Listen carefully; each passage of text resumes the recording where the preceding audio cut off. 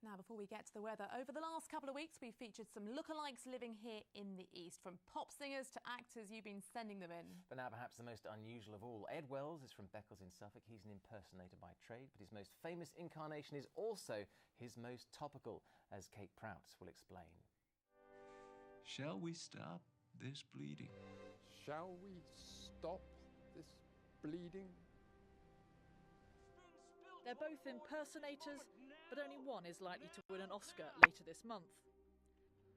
At 6'7", Ed Wells has 3 inches on Abraham Lincoln, but otherwise bears quite a resemblance.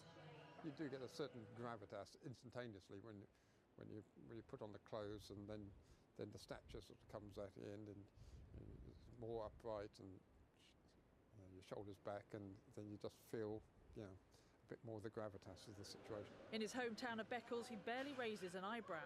It's very fitting, really, isn't he? I haven't seen the film yet, so I've only ever seen head and shoulder shots of Abraham Lincoln and never really considered he would be that tall.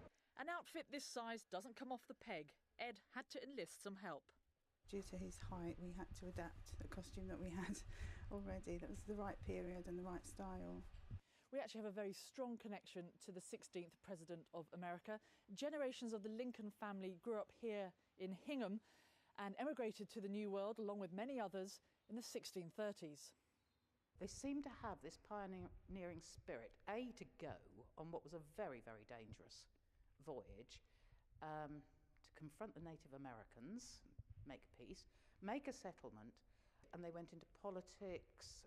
All can trace their lines back to this village. It's a town very proud of its presidential connections and has regular visitors from its namesake on the other side of the Atlantic.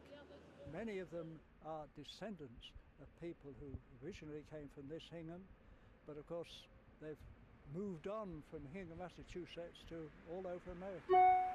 As for Ed's career, he takes his guide from Abe Lincoln himself.